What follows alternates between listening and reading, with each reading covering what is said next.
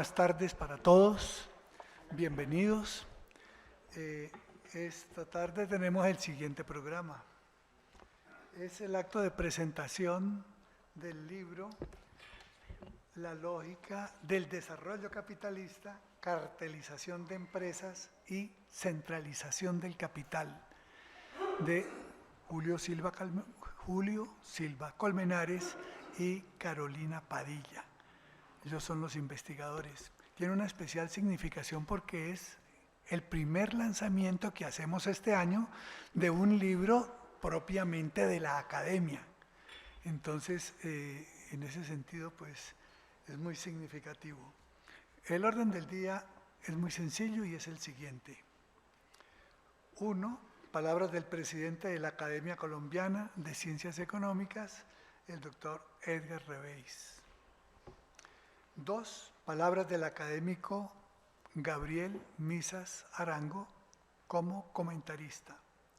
3. Palabras del académico Amílcar Acosta, también como comentarista. 4. Palabras de los autores del libro, Julio Silva Colmenares y Carolina Padilla. Y 5, y no por ello menos importante, la copa de vino de honor. Bien.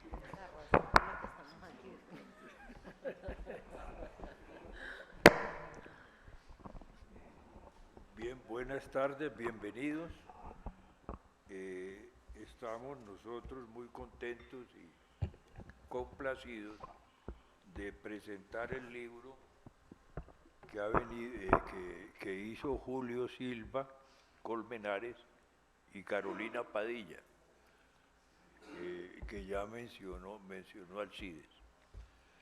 Quiero solo mencionar que Julio ha sido presidente de esta academia y que tiene un conjunto de publicaciones realmente fundamentales para entender la concentración y centralización del capital en Colombia, como el que hizo ya hace muchos años los verdaderos dueños del país, y su más reciente trilogía, que también hemos presentado aquí, que se llama, son tres libros: Libertad y Felicidad, ese es uno, La aventura del desarrollo humano, y Del hacha al microchip hacia una civilización planetaria. Fuera de eso, pues tiene un sinnúmero de libros, artículos, publicaciones, y de los cursos también que él ha dictado en la Universidad Autónoma.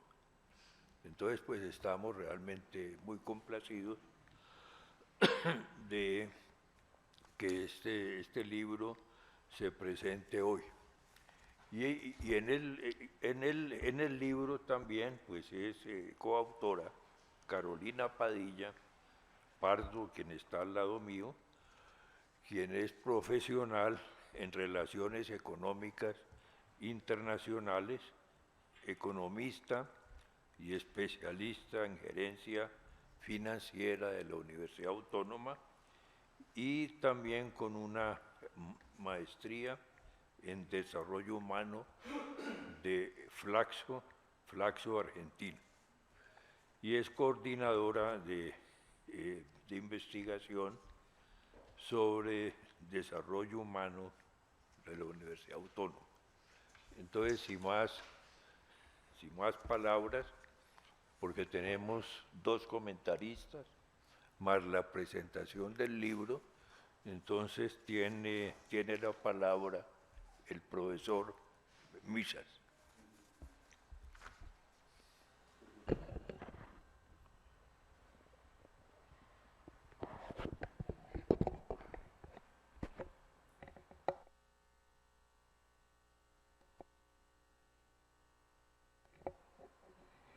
Sí.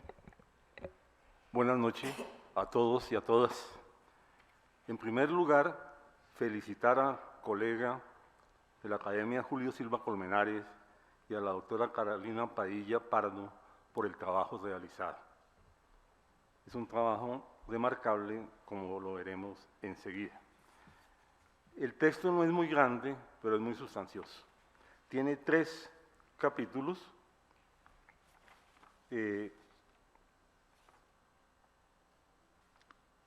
Un primer capítulo sobre el enfoque teórico, luego va a trabajar los procesos de cartelización y posteriormente de descentralización, a 3 niveles.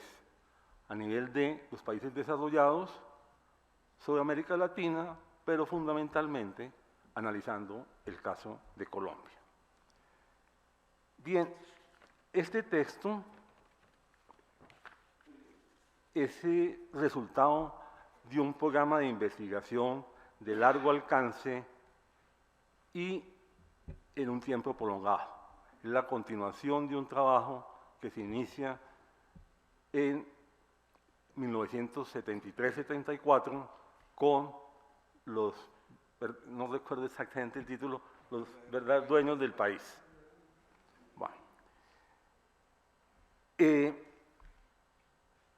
Él va a trabajar 3 puntos a lo largo del texto. Concentración, que es un problema técnico, cartelización y centralización del capital. Ese es el eje central de su análisis. Bien, este tipo de trabajos, que se han hecho muy pocos en Colombia, para hablar en plata blanca, solamente están los trabajos de Julio Silva, los 4, y uno que hice yo sobre concentración de la industria manufacturera en el año 70, solamente concentración, no centralización del capital. Entonces, no hay muchos trabajos sobre el tema. Y no hay muchos trabajos del tema por varias razones. Primero, en la economía ortodoxa es un tema que no existe. Existió, pero ya no existe. Pero ya en economistas heterodoxos que sí consideran el problema, pero el problema es muy difícil de abordar por la información. La información sobre concentración no está sino en el DANE para la industria manufacturera y no es de dominio público. Yo pude hacer el trabajo porque en ese momento, hace muchísimos años, en el año 70, yo trabajaba en el DANE y tenía acceso a esa información. Por supuesto, cuando hablo de concentración, de grado de monopolio, etcétera, rama por rama y hago los cálculos, no se identifica ninguna empresa. La industria textil, las 3 empresas más grandes concentran el 80 o el 85% de la producción. Nadie, podrán imaginárselas, pero nadie sabía cuáles eran esas empresas. Julio, en sus siguientes libros, sí identifica las empresas. Entonces, por eso, él no habla mucho de concentración, da por supuesto que es una estructura monopólica, o mejor, en términos técnicos, oligopólica, altamente concentrada y en algunos casos monopólica pura, en algunas ramas industriales. Bien, entonces el primer punto es, no hay información que uno pueda consultar.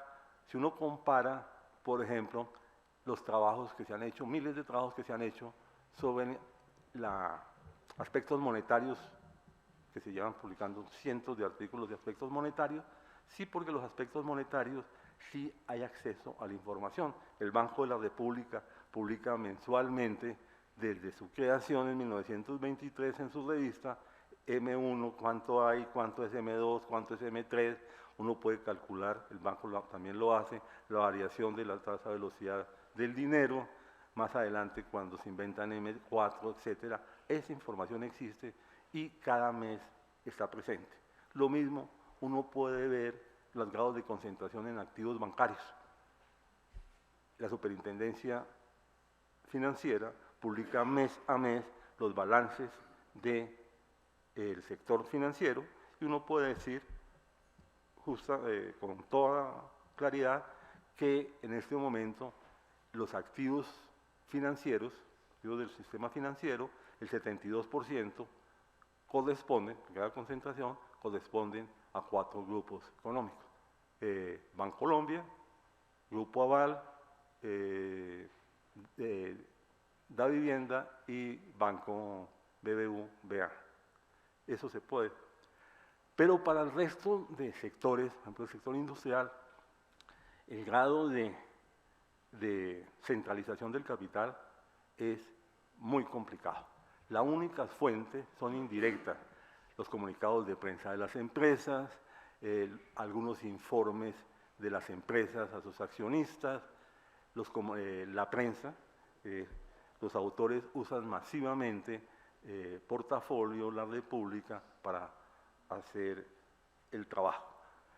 Por supuesto, es una información dispersa, fragmentada, de difícil acceso. No puedo decir que es un retrato a toda velocidad donde no quedan muy bien enfocados los personajes. En el libro, yo estoy completamente de acuerdo, muchos de los grupos se ha hecho un esfuerzo importante, pero quedan vacíos, no están completos, les falta algo. Y además, entre el momento que se hizo la investigación y se publique el libro, han podido comprar 4 o 5 empresas, hacer nuevas inversiones en otro sitio. Pero es un reflejo muy exacto del enorme proceso de centralización de capital. Lo importante es la centralización del capital. Bien, eso es como la parte, digamos, de las dificultades que hay y de dónde provienen los datos. Bien, el enfoque analítico para hablar de concentración, cartelización y centralización. Se parte de las definiciones de los conceptos utilizados en el análisis. Es muy importante. Se parte de la definición de los conceptos utilizados. Eso podría ser como trivial, ¿cierto? Vamos a ver que no es trivial, porque en economía eso no se hace. Aquí sí se hace, y con mucho rigor. Luego, sus referentes centrales son Adam Smith y Marx. Hay otra serie de autores que se citan, pero yo quiero resaltar sobre todo a Adam Smith.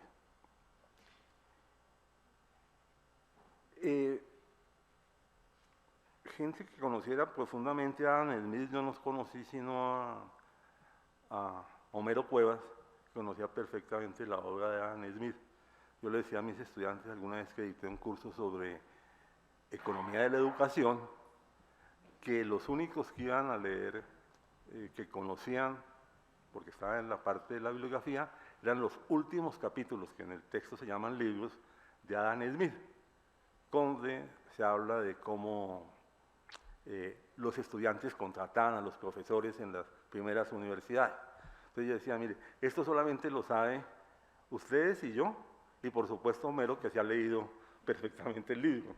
Los demás no nos hemos leído, y yo me leí algo del libro de Adam Smith, pero hace 200 años, y entonces no he tenido ese rigor.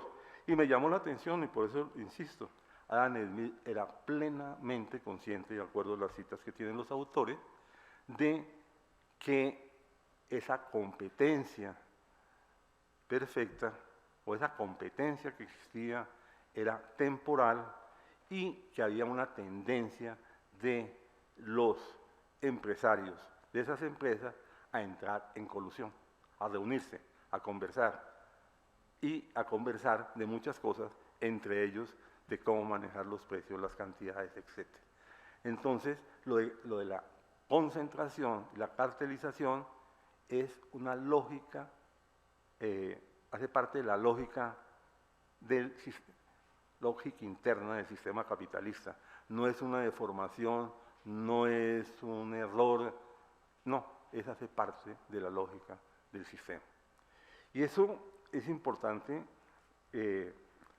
reivindicarlo, porque cuando llega el neoliberalismo hay citas sistemáticas de Adam Smith que son 3 o 4, que la gente, prosiguiendo sus propios intereses, genera el bienestar general, etcétera, pero se olvida lo que dijo Adam Smith de los procesos de cartelización y él no lo Adam Smith no lo señala en forma tan directa, pero está implícito lo de la centralización de capitales. Bien, quisiera hacer un pequeño paréntesis para decir que las definiciones no son triviales. Por eso es importante señalar que este libro la cumple. Porque voy a poner 3 ejemplos: mercado, instituciones y recientemente grado de apertura. Todos los libros de economía hablan de mercado, pero nunca hay una definición de mercado. En un trabajo reciente, Jérôme Bourdieu, hijo de Pierre Bourdieu, un economista, publica 3-4 años un artículo en un libro que se llama El mercado, un asilo de ignorancia. ¿Qué es un mercado? Hay por lo menos 6 definiciones de mercado y nunca aparecen en los libros de texto. Siempre se habla de mercado, pero no hay una definición clara. Mercado es un sitio donde se reúnen compradores y vendedores. Por abastos es un mercado, andino, centro andino es otro mercado. ¿Okay? ¿Eso es lo que se refiere a la teoría del equilibrio general? Por supuesto que no. Un mercado es también decir, mire, la demanda diaria por petróleo son 5 millones de barriles, es el mercado del petróleo. Todos los días demanda 5 millones y se produce más, se cae el precio del petróleo. O también decir, hay un mercado del café. ¿Por qué? Porque hay una gente que toma café y entonces uno puede hablar de mercado del café. Entonces, cuando hablamos de mercado, ¿a qué nos estamos refiriendo? Nadie sabe. Si es el lugar donde se encuentra la gente, vendedores y compradores, si es que existe una gente que demanda unos productos en tal cantidad como el petróleo, o es una definición como la del equilibrio general, que hay unos oferentes y unos compradores que se encuentran, no se sabe cómo muy bien, pero se encuentran y de forma un precio de equilibrio. Entonces, ¿cuál es el mercado? Nunca se define qué es un mercado en la economía más ortodoxa. El segundo caso es de las instituciones. Las instituciones, en la enseñanza de la economía en Estados Unidos y en Europa era lo mismo, entre 1900 y 1940, en todas las universidades, incluyendo Chicago, el eje central eran las instituciones y había definición de instituciones. Con la entrada del institucionalismo hacia los años 80 y fundamentalmente el 90, todo el mundo habla de instituciones. Los neoclásicos hablan de instituciones, todas las escuelas hablan de instituciones. ¿Pero qué es una institución? Nunca hay una definición de institución. Son importantísimas las instituciones, pero nadie dice qué son, cómo funcionan, qué efectos tienen sobre la decisión de las personas para comprar o para vender, para hacer determinadas actividades. Entonces, la institución es importantísima, pero ¿cuál es la definición de instituciones? Ahí sí los sociólogos nos llevan una enorme ventaja. Desde los años 30 hay definiciones como las de Simmel, muy claras sobre instituciones. Y recientemente, ya para el caso de Colombia, hay una enorme discusión sobre el grado de apertura. Un trabajo reciente del Banco de la República dice que no ha habido apertura porque el grado de exportaciones más importaciones sobre PIB no ha variado mucho. Y que entre más grande sea el grado de apertura, más desarrollado es un país. Eso es, cuando uno mira, con detalle, yo para mi último libro trabajé ese punto, por eso lo digo, cuando uno mira, uno encuentra, primero, los países de gran tamaño tienen muy bajos grados de apertura. Estados Unidos, China, Rusia, tienen muy pocos grados de apertura. Eso está asociado, y eso lo demostró Romer en un artículo, estos países, su población vive más allá de 400 kilómetros de los países vecinos que pudieran intercambiar productos. En cambio, un país como Bélgica no tiene 400 kilómetros de largo. En consecuencia, en Bélgica prácticamente no existen bienes no transables. ¿Por qué? Porque hay gente que vive, son belgas, trabajan en Bruselas y viven en Francia o viven en Holanda, y todos los días van y vienen. El pan, la leche, se consumen, lo que se consume en Bélgica puede ser francés, belga, alemán o holandés, porque es tan pequeño que entonces tiene un gran grado de apertura, y eso no significa absolutamente nada. Un país como Bolivia tiene un grado de apertura antes, desde siempre, mucho más alto que todos los países de América Latina. ¿Por qué? Porque Bolivia exportaba minerales, en ese tiempo, cuando empezó a exportar minerales, no los exportaba metálicos, sino la tierra que sacaban de las minas, y los smelting estaban en Inglaterra. Entonces los barcos se devolvían con la comida para las minas, y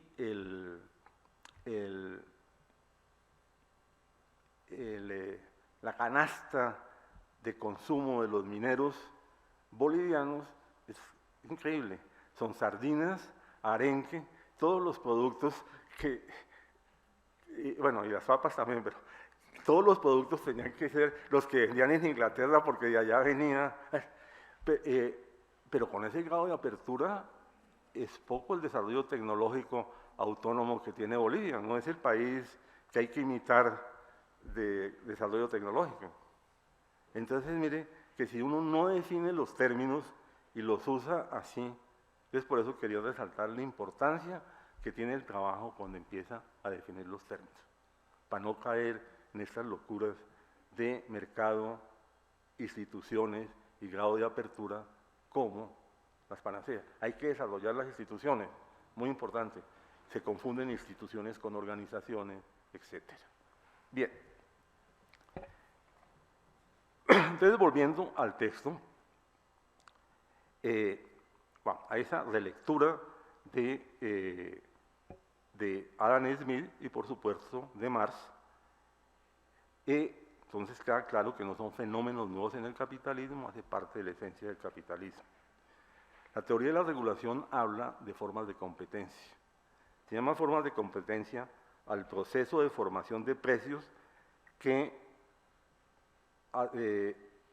de una cierta configuración de las relaciones entre los participantes en el mercado.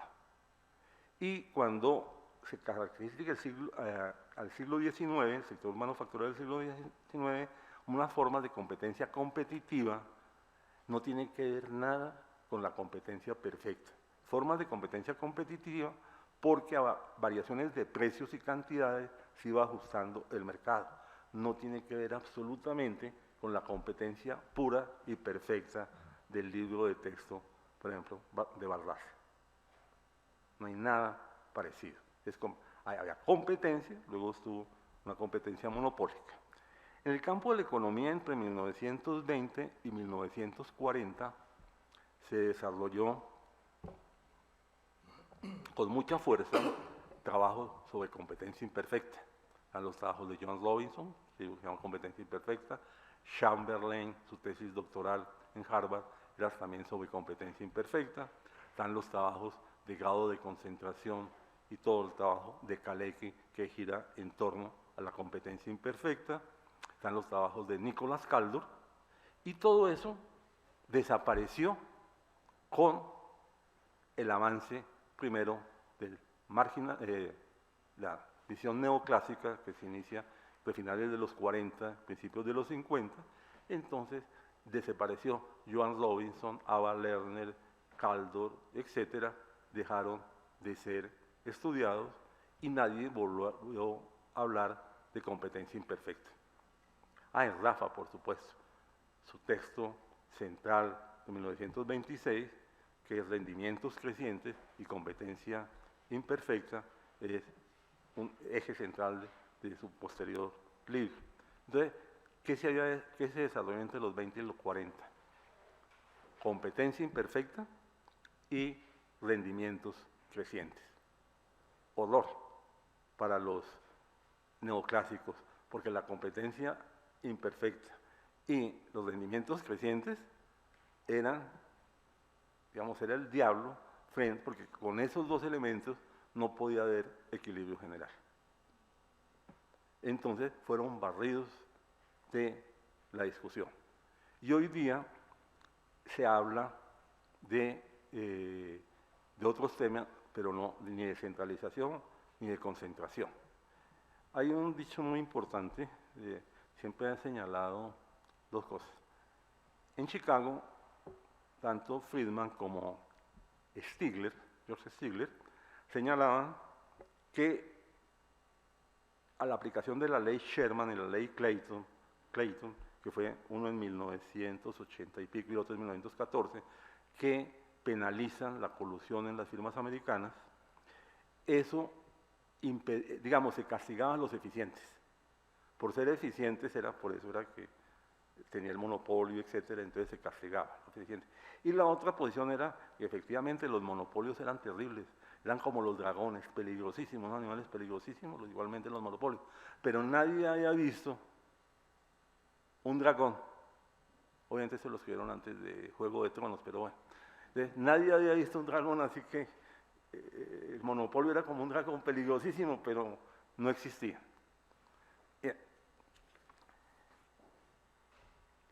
Hay una gran diferencia, la escuela de Chicago y la escuela de Harvard, que durante mucho tiempo hubo ese contrapunto entre las dos escuelas de economía, Harvard-Chicago. El eje central de la disputa Harvard-Chicago tenía que ver con esto, con los procesos de colusión y de concentración y monopolio en la economía americana. Harvard, con muchos autores, entre ellos uno de los últimos, digamos, de los años 50, 60, más importantes, Josh Bain, que escribió una docena de libros, eran los que apoyaban a la, llamémosla, Superintendencia de Industria y Comercio de Estados Unidos para poner las sanciones a las empresas que hacían colusión. A partir de las recomendaciones de Harvard se hizo dividir el Standard Oil y se pusieron multas a los ferrocarriles, etc. En cambio, Chicago, en la parte, cuando ya la dirigían Friedman y Stigler,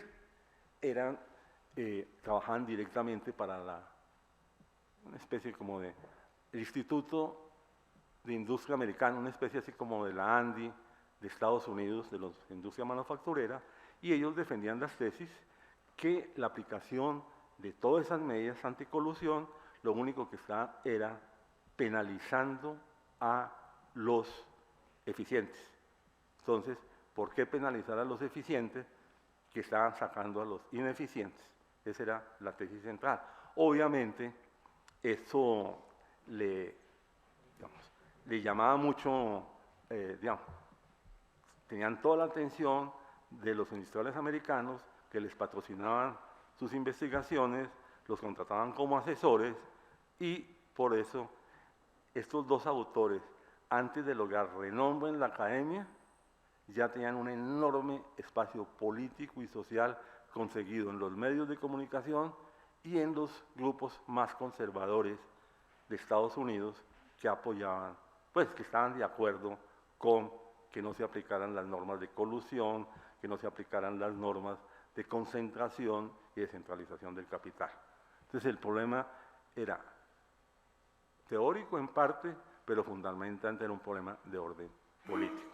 Entonces la atención Harvard-Chicago era fundamentalmente por un problema de poder. Bien.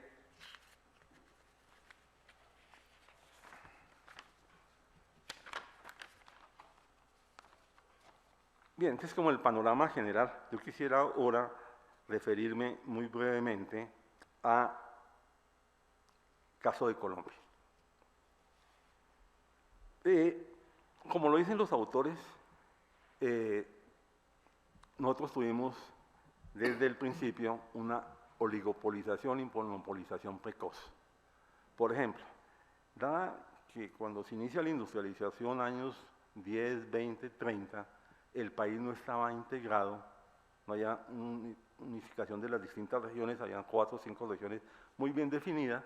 En cada una de estas regiones habían industrias de textiles, de confecciones, de cerveza, de cemento, de gaseosas, y cada una tenía su propio mercado.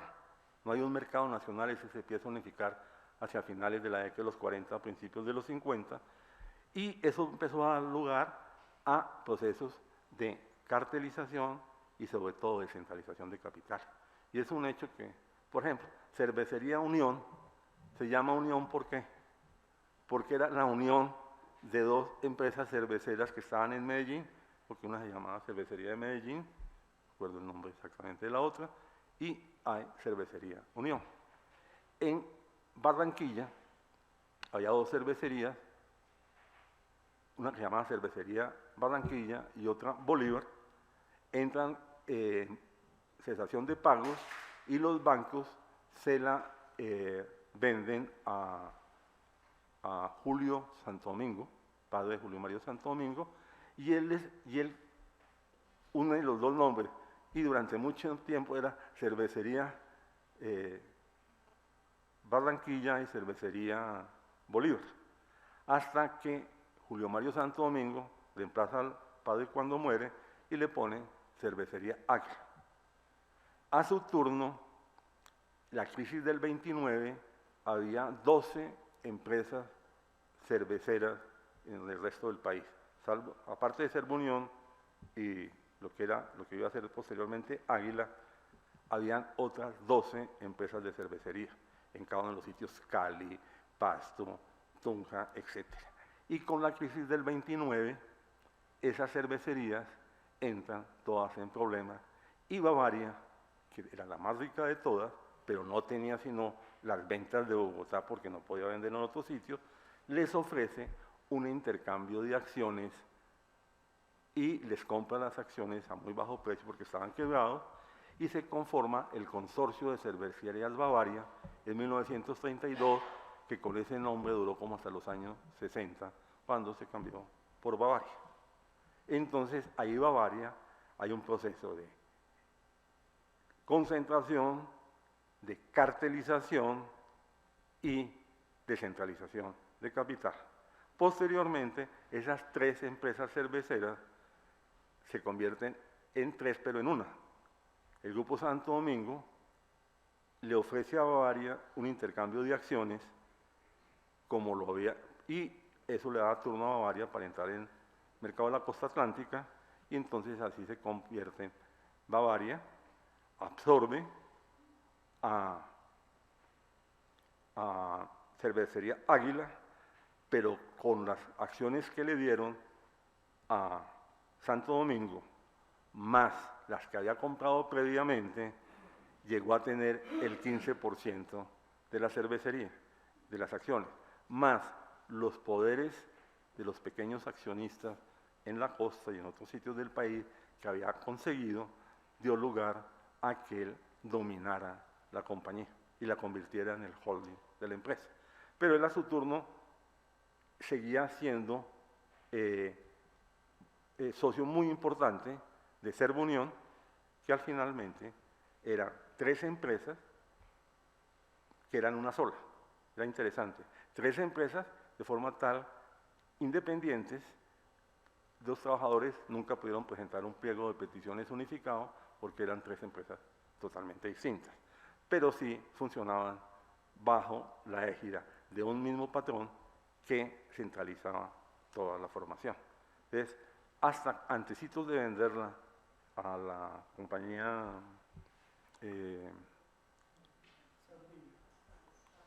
Sam Miller, Eran 3 empresas distintas, eso era, ahí sí, 3 empresas distintas y un solo Dios verdadero. Entonces eran 3 empresas y Julio Mario, un solo dueño. Okay. Bien, entonces ese proceso se da en casi todo cemento, en todas las áreas. Entonces es un proceso de concentración. La industrialización conducida por el Estado, industrialización por sustitución de importaciones, le dio un impulso muy grande, dado los altos niveles de protección que se le dio a la industria, para que las empresas generan un flujo de caja libre de enormes proporciones. Por ejemplo, Bavaria, digamos, ¿qué tal que Bavaria hubiera todas las ganancias que tenía Bavaria, pagaba una parte X a sus accionistas y el resto lo invirtiera en la cervecería? Pues llegaría un momento muy rápido de que tendría una producción que era incapaz de vender en el país. Entonces esto dio lugar a que ya desde los años 50, 60 se empezara primero a integraciones verticales muy complejas, que además eran barreras a la entrada de nuevos productores enormemente grandes. Y segundo, empezaron a ese proceso de centralización de capital, esto es, desarrollando firmas en otras áreas de la producción y en otras áreas de la industria, pero también del sector financiero. El caso típico fue el caso Santo Domingo, donde el holding era Bavaria. Entonces cuando uno miraba y uno cogía el balance de Bavaria, y Bavaria tenía ingresos operacionales por 100 e ingresos financieros por 110, que eran las participaciones en Avianca, en Cine Colombia, etc. Entonces era una empresa. Entonces eso fue, el proceso de sustitución de importaciones dio lugar a un enorme proceso de centralización de capitales. Pero tenían una característica, estos colombianos eran ricos, pero no muy ricos, si uno los compara con Brasil, con México o con Argentina. El gran despegue viene con la apertura. La apertura se vendió, que se le iba a romper el espinazo a los monopolios. Y con la apertura no se le rompió el espinazo, sino se le dieron alas a proceso a los monopolios. Y vamos a ver por qué. La apertura, bueno, cuando empezaba a discutirse la apertura, los grandes grupos económicos, Grupo Empresarial Antioqueño, Santo Domingo, Luis Carlos Sarmiento, se dieron cuenta, y voy a hacer el caso del Santo Domingo, si hay tiempo podemos mirar los otros dos, se dieron cuenta, primero, y en el libro lo trae muy bien retratado los autores, en el mundo se estaba presentando un proceso de oligopolización de enormes proporciones en algunas áreas. Bancos, cemento, seguros, cerveza y otras actividades empezaron a ser objeto de grandes fusiones y adquisiciones, de forma tal que una empresa o un banco en un país en desarrollo, por grande que fuera, sería vulnerable a las nuevas condiciones, que ellos sabían que la apertura era inevitable. Entonces, ¿qué hacen estos grupos? Inmediatamente, cuando empiezan a ver eso, Bavaria le apostó a convertirse en un importante grupo cervecero. Y empezó a comprar en Panamá, en Ecuador, en Perú, compró empresas parecidas a Bavaria, que tenían el monopolio de la producción en ese sitio, producían las botellas, producían las etiquetas, producían las tapas, eran Bavarias un poquito más chiquitas, pero eran igualito a Bavaria en Perú, en Ecuador. Compraron una en Portugal y otra en España. Esto que le dio se convirtió muy rápidamente en el 10º grupo cervecero del mundo. El 10º no es muy importante, pero es muy atractivo. Es una novia apetecible para alguien que quiere ser el más grande de todos. El primero no puede comprar al segundo, que es imposible, pero sí puede comprar al octavo, al noveno y al décimo, y entonces, o el segundo puede comprar al décimo y al octavo y al noveno y convertirse en el más grande. Eso fue exactamente lo que sucedió.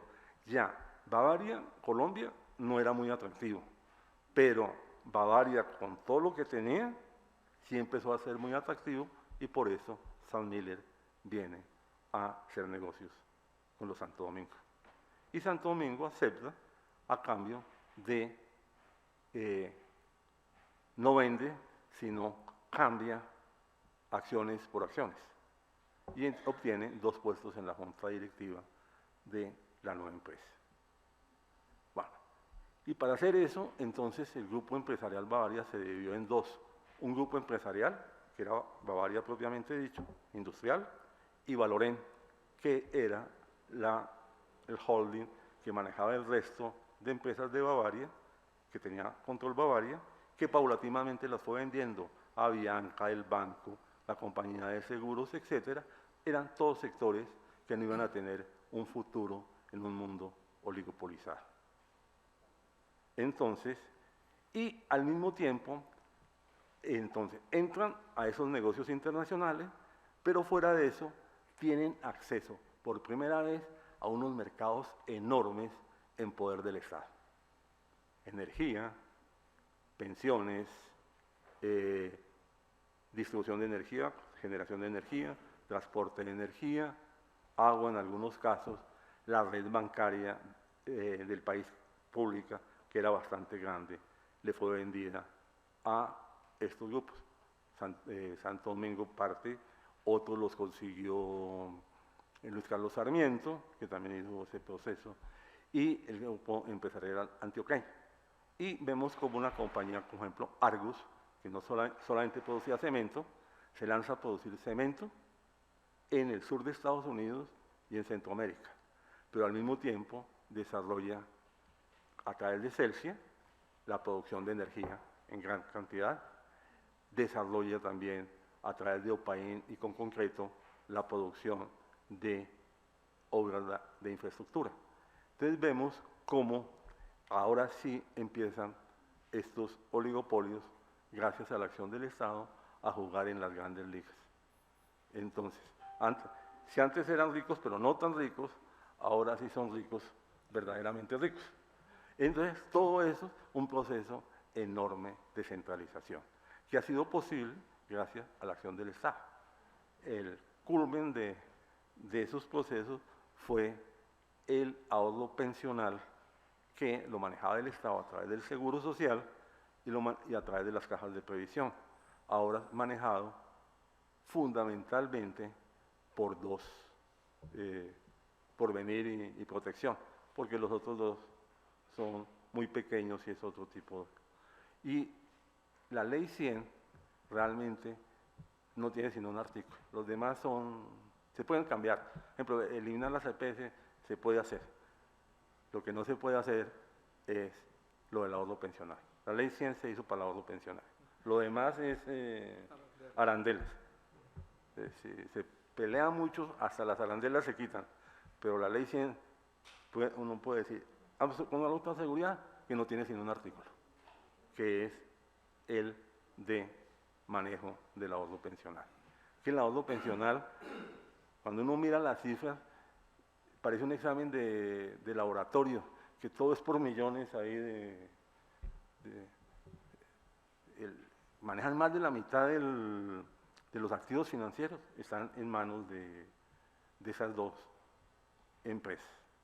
Y fuera de eso, cobran, el artículo del hoy o de ayer de Salomón Kalmanovic, muestra, cobran hasta 4% cuando realmente lo que ellos hacen es aplicar, digamos, siguen los patrones de dos grandes empresas de inversión de Estados Unidos. Y en Estados Unidos, y incluso en el mismo Chile, son de alrededor de menos del 1%, y aquí son del orden del 4%. Son ganancias impresionantes, sin ninguna justificación, pero sobre todo donde los costos son prácticamente muy reducidos. Entonces le están reconociendo unos costos que no tiene. Y obviamente los resultados pues ya los vemos. Bien.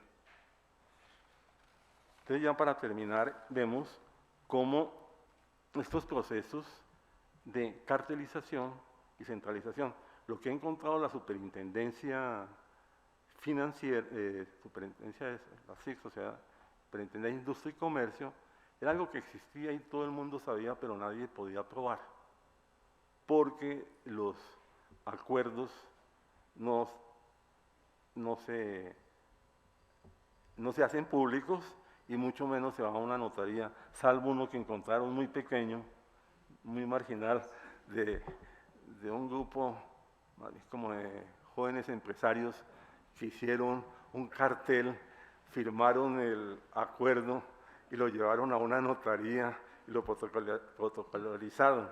Eso era para hacer casting, para fotos, eran unos pequeños empresarios. Pero, sí, era un cartelito que no, digamos, vale el cuento porque es la primera vez que un cartel se formaliza, sí, y va a una notaría y lo... Yo creo que en Colombia, en el mundo no han sucedido sino dos casos, este y el de un hijo del alcalde de Bucaramanga que recibió una plata por, digamos, un soborno para intervenir en algo y lo firmó en una notaría en Bucaramanga el acuerdo. Ya, eso no sucede. Entonces, el problema para resumir, el problema con los problemas de cartelización es que eso existe y solo cuando la superintendencia interviene se puede saber las características que tiene, porque el resto es prácticamente imposible saber, teniendo que estar dentro del alto mundo económico y social para saber esos detalles, y financiero para saber esos detalles. Pero cuando uno está desde la universidad trabajando o desde la academia, eso es absolutamente imposible de saber.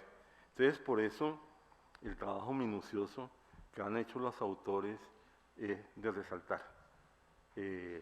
Han logrado mostrar los procesos de centralización, los procesos de cartelización que mueven la economía colombiana. Muchísimas gracias. Y de nuevo felicitaciones a los autores. Bueno, muchas gracias, doctor Visas, por la excelente presentación que ha hecho del libro y además las ampliaciones que hizo sobre el tema. Ahora tenemos la presentación del académico Amílcar Acosta. Muchas gracias. En aras de la brevedad, yo me voy a limitar a compartir con ustedes el prólogo que tuvimos a bien escribir para este importante trabajo. Lo primero que tengo que decir es que se trata de un trabajo de investigación enjundioso y meritorio que desentraña las claves de la evolución del sistema capitalista desde su gestación hasta nuestros días, mostrando su modus operandi a lo largo de los siglos.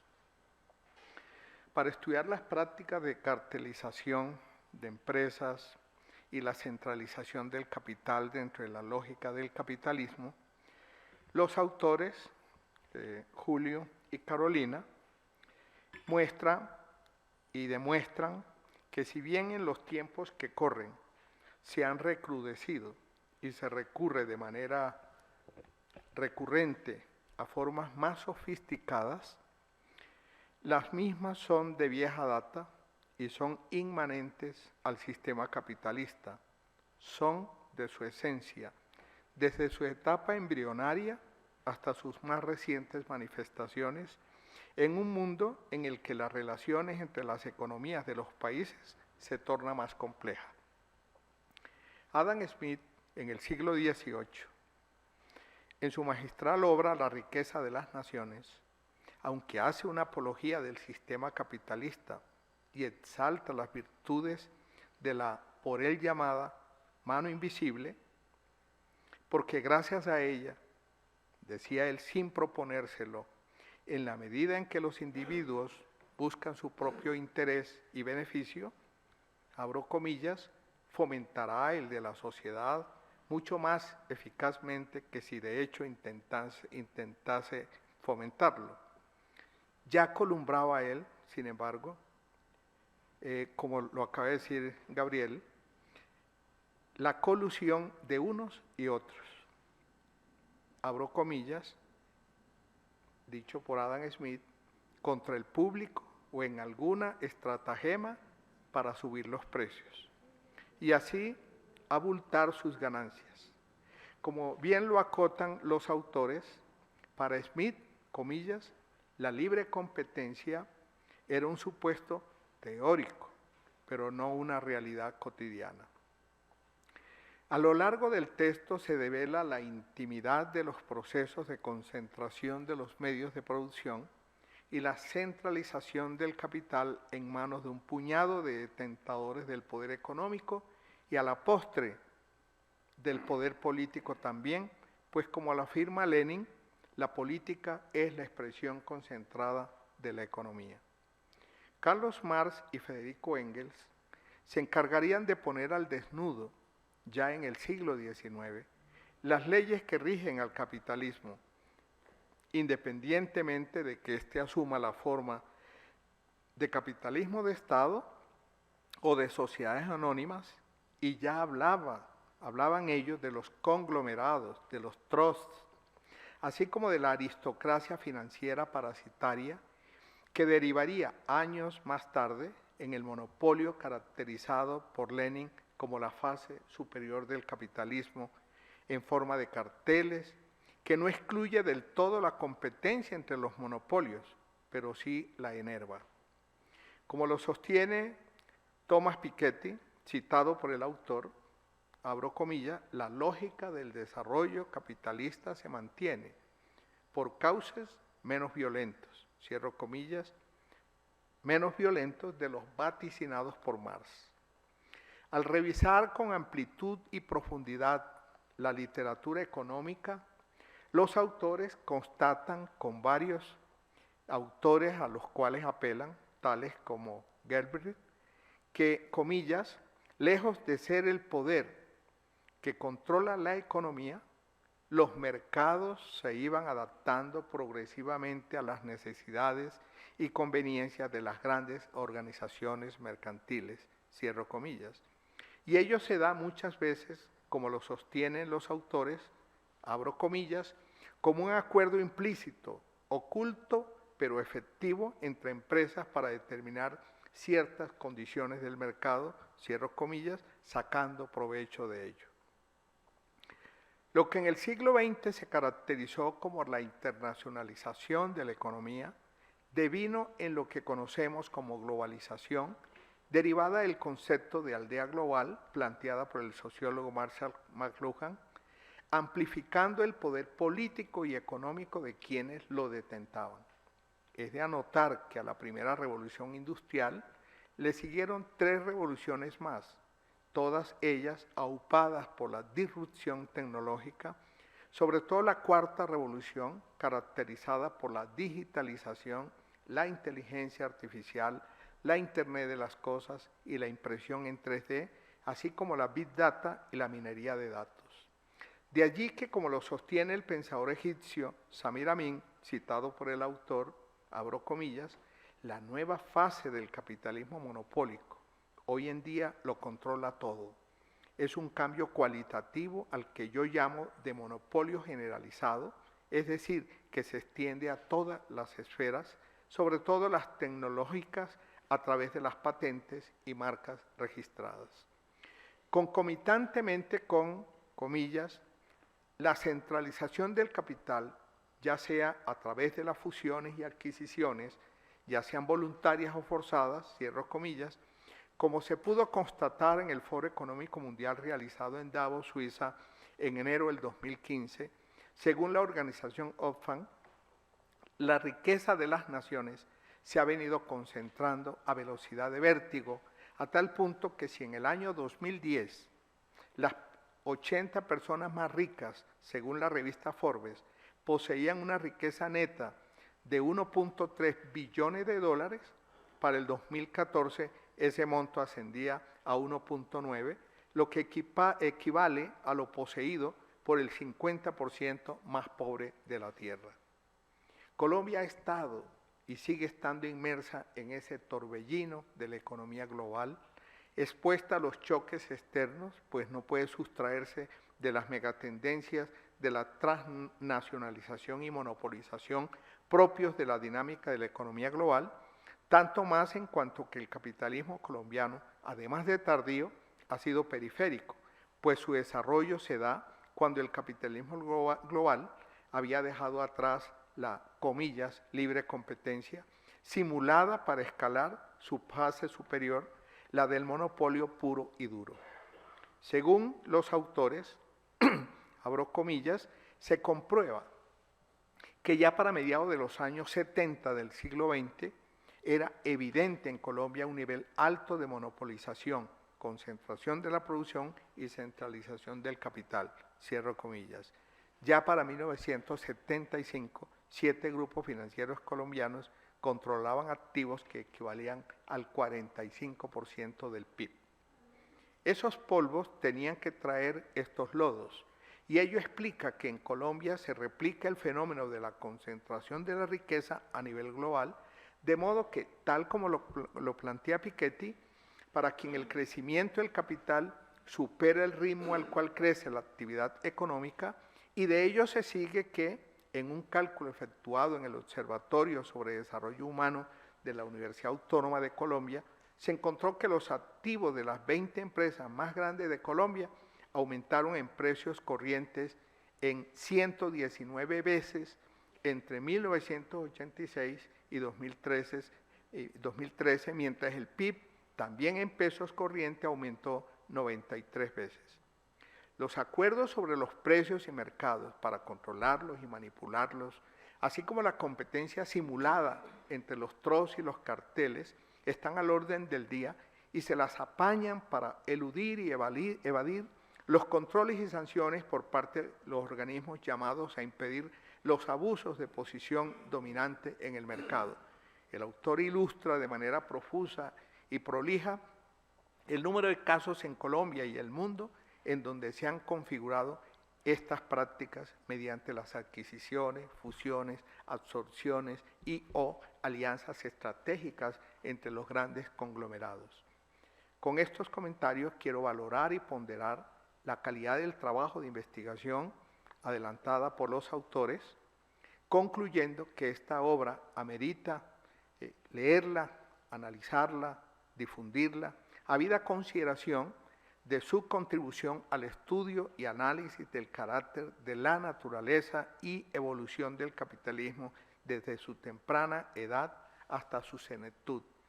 Termino diciendo que después de leer la obra, uno llega fácilmente a la conclusión que esta obra es de la misma estirpe de los verdaderos dueños del país.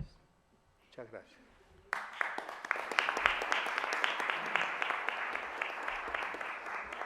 Bueno, muchas gracias por la presentación, Amílcar, que está en el libro, porque es el prólogo del libro que ustedes pueden leer. Ahora tenemos la presentación de los autores, Julio y Carolina.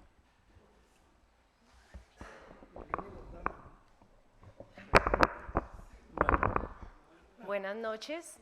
Primero, agradecerles por asistir y poder compartir con ustedes este producto de nuestro trabajo en el Observatorio sobre Desarrollo Humano de la Universidad Autónoma de Colombia. Agradecer a la Academia Colombiana de Ciencias Económicas su apoyo también para publicar este resultado de investigación. Los comentaristas, muchas gracias. En efecto, dieron en la clave del libro lo que resaltamos, en lo que queremos destacar de los hallazgos de la investigación. Sin duda, en mi opinión sobre el trabajo que realizamos, el libro pretende mostrar cómo funciona la economía, en particular la economía colombiana, cómo el sistema económico capitalista tiene una dinámica que lleva a una concentración del poder económico y por ende al poder político. Por eso se dan esos procesos de cartelización, que son estos acuerdos entre empresas que les permiten no solo hacerlo de manera ilegal, como ya lo ha comprobado la Superintendencia de Industria y Comercio, sino también hacer lobby, ¿cierto?, en el Congreso, impedir o lograr que se den leyes y marcos que les permitan operar de una manera más eficiente, digamos, para sus intereses. Entonces, todo esto afecta la economía y sobre todo, los hallazgos demuestran que hay que cuestionar lo que enseñan del funcionamiento del sistema económico capitalista, porque la libre competencia en realidad no se ha dado nunca, y de pronto en una etapa inicial se da una incipiente competencia que, como dijo el profesor Misas, no es en realidad perfecta, pero no es tan alejada de ese concepto como lo es la actual, en la que, como se muestra en el libro, no solamente en Colombia, sino a nivel mundial, es claro que las empresas utilizan una competencia simulada con tal de lograr que la gente no se entere, digamos, de cómo funciona el sistema, pero ellos poder aumentar la tasa de ganancia y posicionarse y concentrar la producción y acumular, digamos, el capital que les permite mantenerse en el mercado con una posición dominante. Entonces, pues nada, invitarlos a que lean el libro, a que por supuesto contribuyan con sus criterios y con sus opiniones a mejorar esa investigación y por supuesto hacer difusión en sus ámbitos de influencia, donde ustedes pueden hacer difusión de estos resultados, porque es importante que la gente conozca cómo funciona la economía y cómo funcionan las empresas y el sistema económico en nuestro país. Muchas gracias.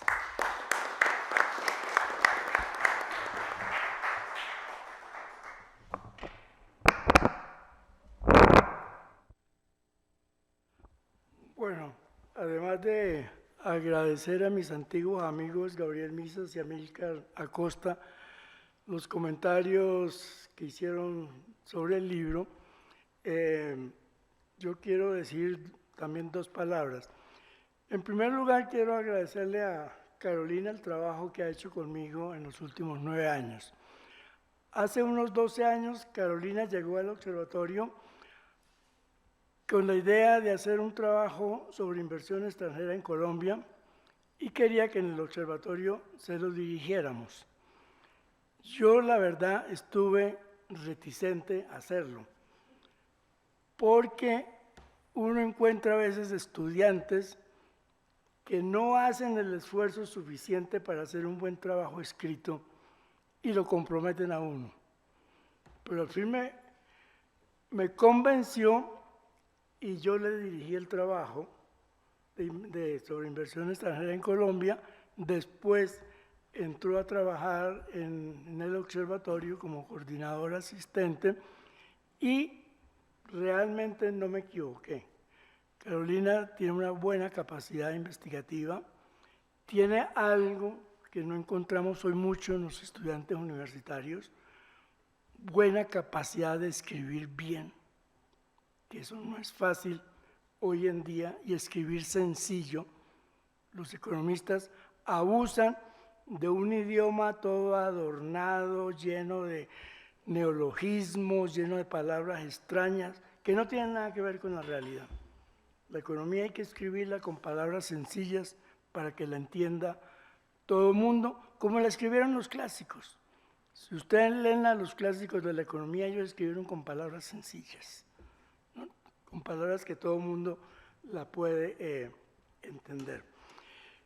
Y sobre todo en un elemento que Gabriel lo destacaba porque él también lo padeció cuando trabajaba en el DANE, ¿no? Manejar información en términos generales no es fácil, ¿no? Hay muchos números, muchos datos, pero información, es decir, que diga cosas, no es fácil. Hay que elaborarla bastante para que la información se vuelva verbo, digamos, ¿no? Para que eso que parece algo abstracto, que son los números, pueda decir algo y la gente lo entienda, y en eso con Carolina hemos hecho muy buen trabajo. Yo solamente quiero mencionar dos casos, uno que traemos en el libro y otro que es más reciente, de cómo ha sido este proceso en el mundo. Gabriel mencionaba un poco lo que ocurrió con la cerveza, ¿cierto? Cómo Bavaria, es decir, cómo de una empresa que era monopolio local, Águila, en Barranquilla, en los años 30 y 40, ¿cierto? Con la avidez capitalista de Santo Domingo, de Mario y Julio Mario, papá e hijo, entienden que esa empresa, que era monopolio local, pero que era una vaca lechera, entonces los ahorros, como los decía Gabriel, es decir, la acumulación no se podía invertir ahí mismo. Entonces comenzaron a comprar acciones de Bavaria. Y terminó el pez pequeño comiéndose al pez grande.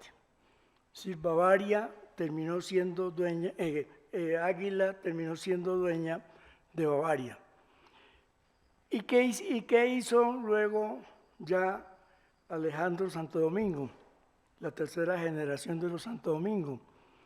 Canjeó, como lo dijo también Gabriel, a Bavaria por una parte de acciones de SADMiller. Es decir, liquidó una empresa colombiana, la volvió una inversión en el extranjero, pero nunca se registró en Colombia. Esa inversión colombiana en el extranjero no está registrada en Colombia porque fue producto de un canje de acciones.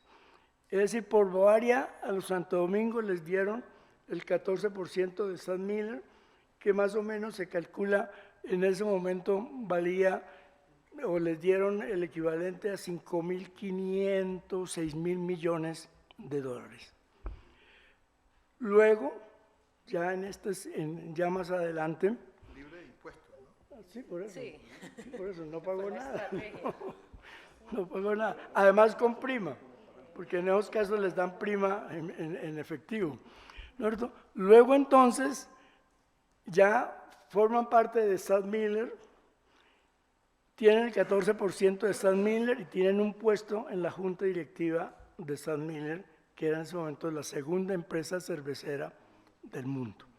Es decir, ahí ya dejaron de ser cabeza de ratón para convertirse en cola de león.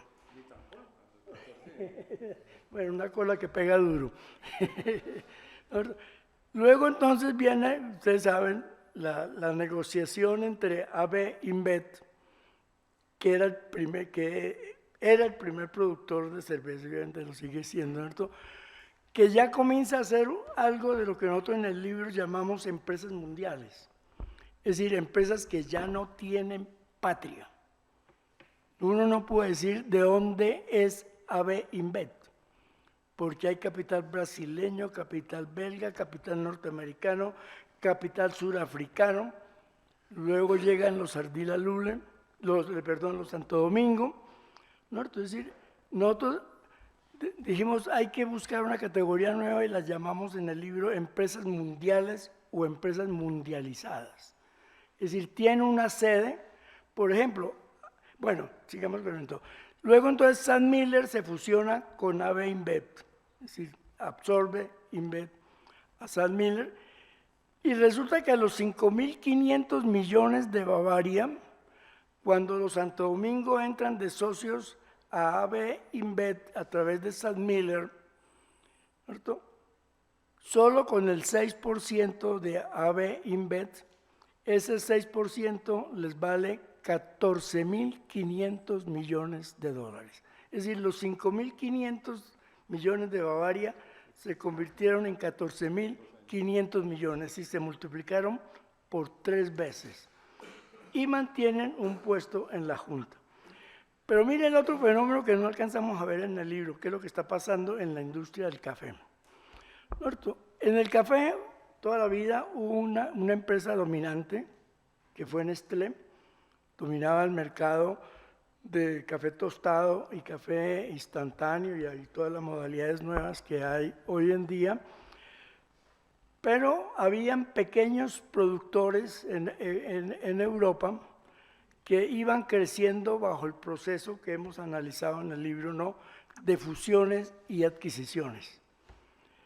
Hasta que llega a haber una empresa grande belga que hace 2 años compraron las familias dueñas de la cerveza en el mundo, es decir, Santo Domingo, 2 brasileños y 2 familias belgas, 5 familias, compraron esa empresa, ¿cierto? Y comenzaron a negociar inmediatamente con otra gran empresa estadounidense que maneja el mercado del café, que es Mondelez, que es la empresa que maneja todo lo que era craft food en los años 40 y 50, y se fusionan. La europea con la estadounidense se acaban de fusionar y pasaron a tener el control del mercado que tiene Nescafé, 25%. Es decir, entre las dos ya controlan el 50% del mercado mundial de café tostado y café instantáneo. Tanto es que el gerente de la Federación de Cafeteros en una entrevista para Dinero dijo, ahora sí, ya hay que volver al pacto del café, no hay otra.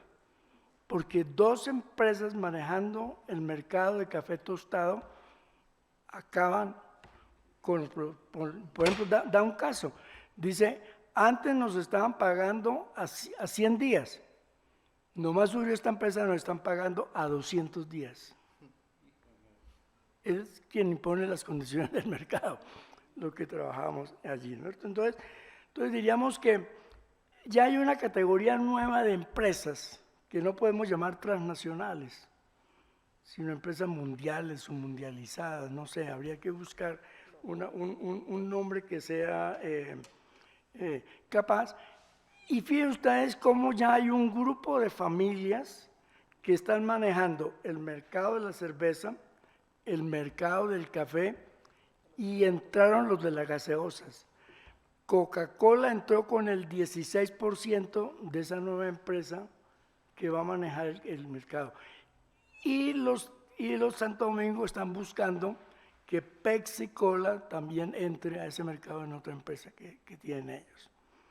Es decir que 4 o 5 familias están manejando el mercado mundial de bebidas importantes en el consumo habitual de las personas, en todo el mundo, porque o se toma cerveza, o se toma café, o se toma té, o se toma gaseosa, ¿no? Ese es el fenómeno que queremos estudiar más, ¿no? Porque esa es la lógica del desarrollo del capitalismo, y eso es lo que va a llevar a la transformación del capitalismo en una cosa diferente. Es decir, el capitalismo no puede seguir como está. Es decir, ahí sí, como lo digo más, el capitalismo está acabando su propia tumba por ese proceso que es ineludible de centralización del capital. Eso era un poco lo que yo quería destacar un poco en ese proceso y agradecerle a todos ustedes que nos hayan acompañado en la presentación del libro. Y repetir las palabras de Carolina, agradecerle a la academia que nos ha dado el respaldo con la publicación del libro y esperamos seguir trabajando más cerca de la academia en el futuro. Muchas gracias.